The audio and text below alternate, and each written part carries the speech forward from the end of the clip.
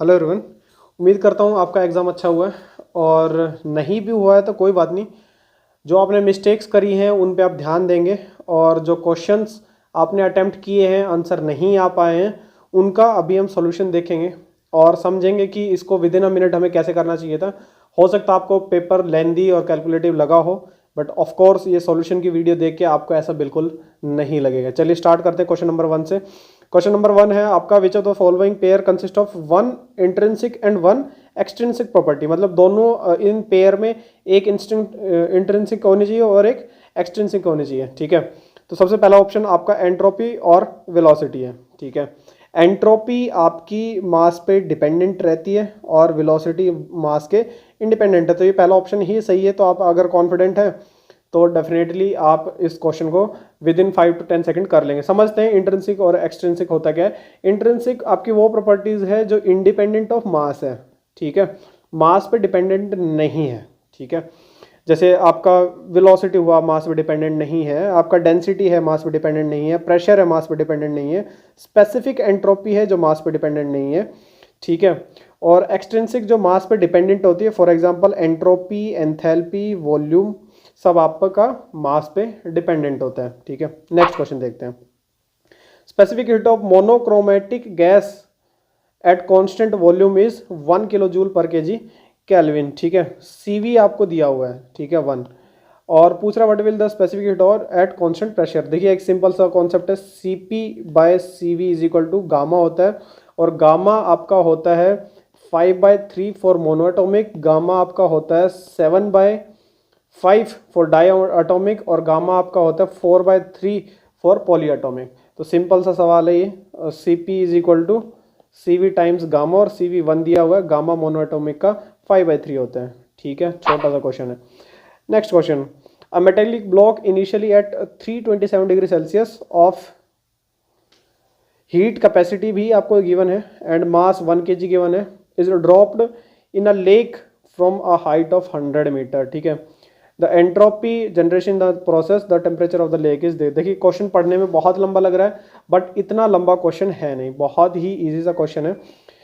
एक ब्लॉक है, ठीक है, इसको ड्रॉप कर दिया लेक में, और ये जो हाइट है ये 100 मीटर है। ठीक है, तो जो एंट्रोपी चेंजेस आ रहे हैं वो देख लेते हैं। पहले तो ब्लॉक का टेम्परेचर चेंज हुआ है, तो ब्लॉक का जब टेम्परेचर चेंज होगा तो एंट्रोपी चेंज क्या होगा, M C L N final temperature 300 degree Celsius, जो 300 केल्विन, जो कि आपका लेक का टेम्परेचर है, डिवाइडेड बाय 600 केल्विन जो आपका इनिशियली ब्लॉक का टेम्परेचर है। तो ये तो चेंज आया ब्लॉक की एंट्रोपी में, प्लस लेक की एंट्रोपी में कितना चेंज आया। लेक को एक तो ये जो हाइट है,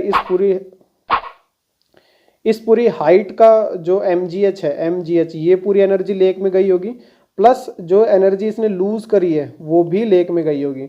ठीक है, तो mgh डिवाइडेड बाय लेक का टेम्परेचर आपका 300 केल्विन, प्लस आपका mcdt।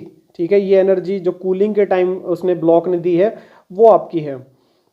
ठीक है, तो ये आपका change in enthalpy of lake है, और ये चेंज इन एंथैल्पी ऑफ आपका ब्लॉक है। दोनों का ऐड करेंगे। मेरे हिसाब से यहाँ पे कैलकुलेशन के लिए आपको सिर्फ ये एक कैलकुलेशन चाहिए, एल्स कोई दिक्कत नहीं है। आपको एक चीज़ ध्यान देने की है कि ये जो mgh है ये आपका जूल में आएगा। ठीक है, जूल पर केल्विन में ये टर्म आएगी, बट ये जो टर्म है और ये जो टर्म है ये किलो जूल पर केल्विन में आएगी। ठीक है, तो इन टर्म को ऑलरेडी हम मल्टीप्लाई कर लेंगे 1000 से, ताकि आपके आंसर में दिक्कतें ना आए। ठीक है, नेक्स्ट क्वेश्चन देखते हैं।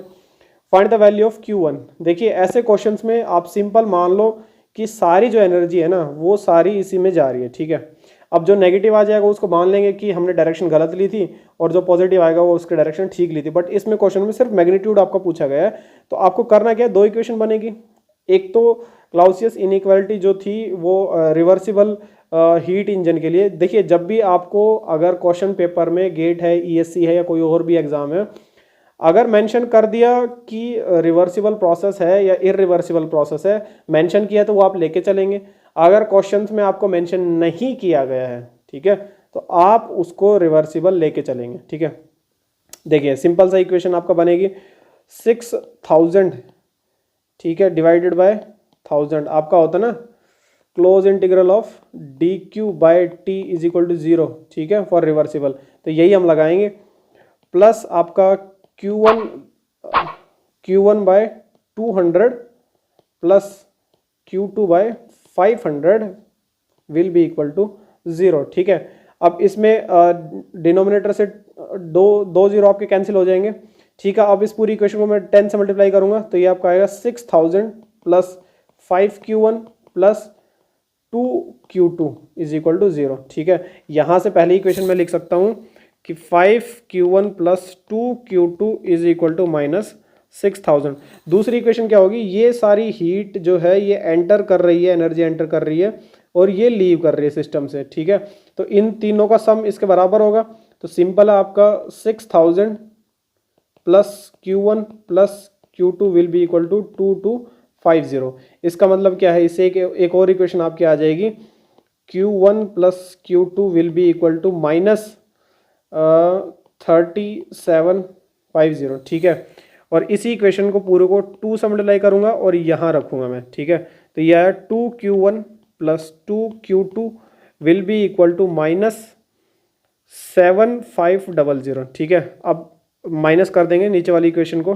ठीक है, साइन सारे चेंज हो जाएंगे और ये आपका है 3Q1 इज इक्वल टू 1500। ठीक है, आपका Q1 की वैल्यू 500 आ जाएगी। ये चीज़ें समझाने के लिए आप खुद से करेंगे तो डेफिनेटली 1 मिनट में इजीली हो जाएगा।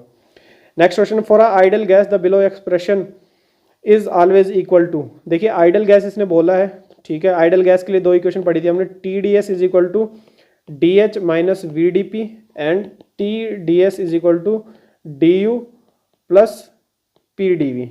ठीक है, जब कांस्टेंट प्रेशर है, ठीक है, तो DP 0 हो जाएगा, तो ये इक्वेशन आएगी। और जब कांस्टेंट वॉल्यूम की अगर बात करें तो ये 0 हो जाएगा, ये इक्वेशन आएगी। ठीक है, तो एट कांस्टेंट प्रेशर, ठीक है, DH को हम क्या लिख सकते हैं, CPDT। ठीक है, CPDT लिखा तो इसका मतलब क्या हुआ, ये जो एक्सप्रेशन है ये क्या बन गई, TDS by DT is equal to CP। और ये कब है, जब प्रेशर आपका कांस्टेंट है। ठीक है, तो ये टर्म का मतलब है CP। सिमिलरली इस टर्म का मतलब है आपका CV। CP minus CV is equal to R हमेशा होता ही है। Next question, during phase equilibrium which of the following statement are true या इज ट्रू। देखिए जो सबसे पहली इक्वेशन है, mass of each phase remains constant with the time. ठीक है, तो ये एकदम सत्य वचन है और यही आपका आंसर है। देखिए मैं आप लोगों को सजेस्ट करूंगा, जब भी आप कॉन्फिडेंट हैं कि जो मैं पढ़ रहा हूं, जो मैंने पढ़ा है वो सही है, उसके बाद आप बाकी ऑप्शंस पे जाइए ही मत। ठीक है, बाकी ऑप्शंस जो है वो मैंने सारी कंफ्यूज करने के लिए आपको दी थी। सिंपल जो इसका फेज इक्विलिब्रियम का डेफिनेशन है कि आपका हर एक फेज का जो मास है वो कांस्टेंट रहे टाइम के साथ। ठीक है, नेक्स्ट देखते हैं, air flow study through an adiabatic diffuser which result in enthalpy difference. 200 kilo joule का एंथैल्पी डिफरेंस है per kg between the outlet and inlet, assuming no change in no change in potential energy of the air and the air area at outlet very large compare to the inlet. ये simply कह रहा है कि inlet पे जो आपकी velocity है वो बहुत ज़्यादा कंपेयर टू आउटलेट के। Then the find the air velocity at inlet of the diffuser. ठीक है, डिफ्यूज़र ये आपका हुआ। ठीक है, ये मान ले 0.1 है और ये 0.2 है। ये कह रहा है ये वाला जो एरिया है ये इसके कंपैरिजन में बहुत ज़्यादा। इसका मतलब सिंपल है, वो कंटिन्यूटी इक्वेशन में आपको बोल रहा है कि जो वेलोसिटी है उसको नेगलेक्ट करिए। सिंपल जो आपकी स्टेडी फ्लो एनर्जी इक्वेशन आती है वो क्या आती है, H1 plus C1 square by 2 is equal to H2 plus C2 square by 2। ठीक है, तो वो ये सिंपली ये कह रहा है इस चीज़ को इग्नोर मार दो। ठीक है, इस चीज़ को अगर इग्नोर मार दिया तो हमारा C1 square by 2 will be equal to H2 minus H1।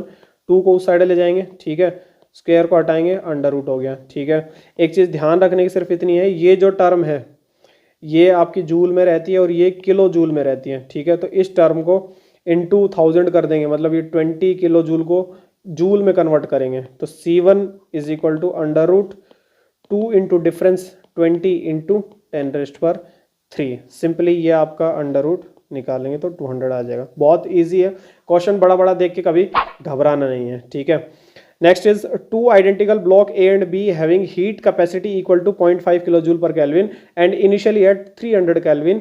Refrigerator is operated till the temperature of the block B becomes 290 at this moment the temperature of block A। देखिए बहुत ही सिंपल है, ऐसे questions में मैं आपको suggest करूंगा आप diagram बना लीजिए। ताकि आपको कन्फ्यूजन ना हो। ये ब्लॉक ए है, ये ब्लॉक बी है, बीच में रेफ्रिजरेटर लगा दिया है, ठीक है। अब इनिशियल टेम्परेचर दोनों का 300 केल्विन है, इनिशियल 300 केल्विन दोनों का टेम्परेचर है। फाइनल जब यहाँ से हीट एक्सट्रैक्ट होगी तो इसका टेम्परेचर गिर के 290 केल्विन हो गया। चलिए इसका टेम्परेचर मान ले x डिग्रीज हो गया है, x केल्विन हो गया है बढ़कर, ठीक है। अब देखिए यहाँ से तो नेट टोटल वर्क ही गया। अब साइक्लिक प्रोसेस है पूरा, तो इसका जो चेंज इन एंट्रोपी है वो जीरो रहेगा। चेंज इन एंट्रोपी जीरो कैसे रहेगा, यहाँ से जो एंट्रोपी आई, इस ब्लॉक की जो एंट्रोपी चेंज हुई और इसकी जो चेंज हुई, दोनों का जो समीशन है वो जीरो आएगा। ब्लॉक बी के लिए अगर मैं लिखूँ MC ln T2 T final 290 by T initial 300, ठीक है, will be equal to MC block A के लिए अगर मैं लिखूँ ln T फाइनल x है और T इनिशियल 300 है, ठीक है। सॉरी, इनका समीशन दोनों का sum will be equal to zero, क्योंकि एंट्रोपी नेट जीरो रखेंगे तभी इसमें आपका रिवर्सिबल साइक्लिक जो प्रोसेस है वो जस्टिफाइड होगा। अब देखिए MC कैंसिल आउट हो जाएगा क्योंकि राइट साइड में जीरो है। एक टर्म को राइट साइड ले जाइए, ठीक है, ln 290 by 300 is equal to ln x by 300 minus, ठीक है। अब माइनस को चेंज करने के लिए ये जो अंदर की टर्म होती है ln की वो रिवर्स हो जाती है, ठीक है, और फिर हमें ln हटा देंगे। 290 बाई 300, ये मैं आपको सिर्फ कैलकुलेट करने का तरीका बता रहा हूँ, 300 बाई x, इसमें से x की वैल्यू आप निकालेंगे, सिंपली आपका आंसर आ जाएगा, ठीक है। देखिए कोई भी क्वेश्चन आपका बहुत ज़्यादा लंबा नहीं है, आपको सिर्फ बेसिक अप्रोच पता होने चाहिए, ठीक है। चलिए नेक्स्ट क्वेश्चन देखते हैं। An ideal gas expands isothermally from volume V1 to volume V2, ठीक है, and then compress to original volume V1 adiabatically if the pressure is P1 and final pressure is P3, ठीक है, then and work done is this, and then ये आपसे ये options देके पूछ रहा है क्या है। देखिए आपको सिंपल बता दूं, ये इसमें एक इस क्वेश्चन में सिंपल वो कॉन्सेप्ट मैंने यूज़ किया है कि स्लोप आइसोथर्मल प्रोसेस का ज़्यादा होता है या फिर एडियाबैटिक का ज़्यादा होता है, ठीक है। पीवी डायग्राम में ये क्या है, आइसोथर्मल प्रोसेस किया, ठीक है, 0.1 था, ये 0.2 पे आया, फिर एडियाबैटिक ज़्यादा स्टीपर होता है, ठीक है, और फाइनली सेम वॉल्यूम पे चला गया, ठीक है। ये V1 इक्वल टू V3 है और ये V2 है। अब देखिए सिंपल है, ये प्रेशर तो ज़्यादा है तो P3 is greater than P1, और वर्क डन अगर देखा जाए इस साइकिल में ये था, ठीक है, जो वर्क आउटपुट है, और रिटर्न में जो है कंप्रेशन के टाइम जो वर्क है वो ये है, मतलब ये जो पोर्शन है ये एक्स्ट्रा वर्क किया है, ठीक है, ये वर्क हमें सप्लाई करना पड़ा था तो ये नेगेटिव आ गया, ठीक है। मेरे हिसाब से इस क्वेश्चन में किसी को दिक्कत नहीं आई होगी। Next is closed system consists of 10 kg of saturated liquid ammonia at 10 degrees Celsius. Heat addition is required to convert entire liquid into saturated vapor at constant pressure is this. ये total amount of heat है जो हमें चाहिए। If the entropy of the saturated liquid is this, then the find the entropy of saturated vapor। देखिए आपका जो curve जो बनता है TS डायग्राम का, ठीक है, ये कांस्टेंट प्रेशर लाइन होती है, ये इस पॉइंट पे आपको एंट्रोपी बता रहा है 0.88, ठीक है, और इस पॉइंट पे आपसे एंट्रोपी पूछ रहा है, और इसने कहा है यहाँ से पूरा कन्वर्ट करने के लिए इसको यहाँ तक टोटल जो एनर्जी लगी है वो 16 मेगा जूल लगी है, ठीक है। तो भाई इसमें सबसे सिंपल क्या है, ये जो एरिया है ये आपका टोटल हीट ट्रांसफर देगा, हीट ट्रांसफर आ जाएगा यहाँ से, तो आपका जो इक्वेशन बनेगी वो क्या आएगी, 16 मेगा जूल, ठीक है, विल बी इक्वल टू आपका ये जो एरिया है ये आपका क्या आएगा, मास 10 kg इंटू हमने एक चीज़ पढ़ी थी कि जो आपकी एनर्जी है T डेल्टा S, ठीक है, ये आपकी लेटेंट हीट आ जाती है TDS, ठीक है।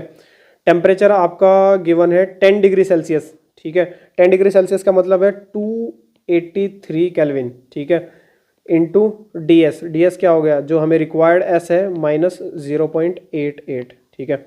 इस इक्वेशन को सॉल्व करेंगे, राइट साइड आपकी किलो जूल में है और ये मेगा जूल में, तो इसको 10⁻³ से मल्टीप्लाई कर लेंगे, इसको सॉल्व करेंगे आपका आंसर आ जाएगा, ठीक है। कैलकुलेटर में एक लाइन का आंसर है ये, next question, which of the following is not a reversible process?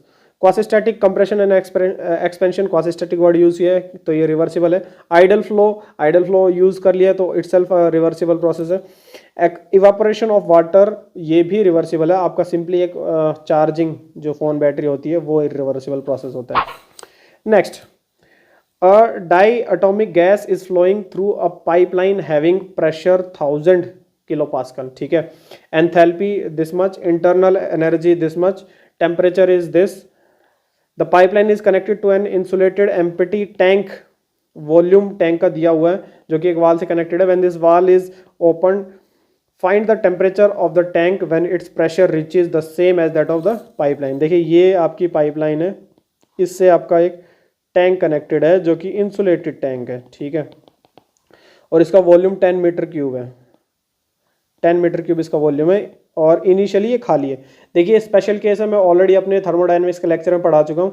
ऐसे केस में जब फाइनल टेम्परेचर आपका पूछा जाता है वो सिंपली आपका जो इनिशियल टेम्परेचर है उसका गामा टाइम्स हो जाता है, गामा टाइम्स टी आपका इनिशियली जो पाइप में फ्लो कर रहा है, ठीक है। ये ऑलरेडी डायरेक्ट फॉर्मूला है, आपको ज़्यादा कुछ करने की ज़रूरत नहीं थी। 1.4 इंटू 127 को केल्विन में कन्वर्ट करेंगे, ये आपका आता है 300 400, ठीक है। ये सिंपल आप मल्टीप्लाई करेंगे तो आपका आंसर आ जाएगा। नेक्स्ट क्वेश्चन देखते हैं, विच of the following is not correct? देखिए ये सिंपल सा आपको दिख रहा होगा, एक फॉर्मूला पढ़ा होगा आपने, तपस्वी, ठीक है।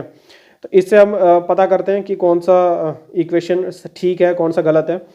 देखिए जो हॉरिजॉन्टल इक्वेशंस होती है, del T by del P at constant entropy will be equal to del V by del S at constant pressure, ठीक है। Also del P by del T at constant specific volume and del S by del V at constant temperature, ठीक है, ये बराबर होंगे। इसी type से अगर आप वर्टिकल सिचुएशन लेते हैं, ठीक है, del V by del T at constant pressure, ठीक है, will be equal to del S by del P at constant temperature. और जब ये वर्टिकल साइन आप यूज कर रहे हैं तब आपका किसी एक साइड में नेगेटिव ले लेंगे। तो ऑप्शन 2 जो है यहाँ v की जगह आपका del S by del P at constant temperature होना चाहिए था यहाँ पे, ठीक है। तो ये ऑप्शन आपका करेक्ट नहीं है, बाकी आप वेरीफाई करेंगे करेक्ट।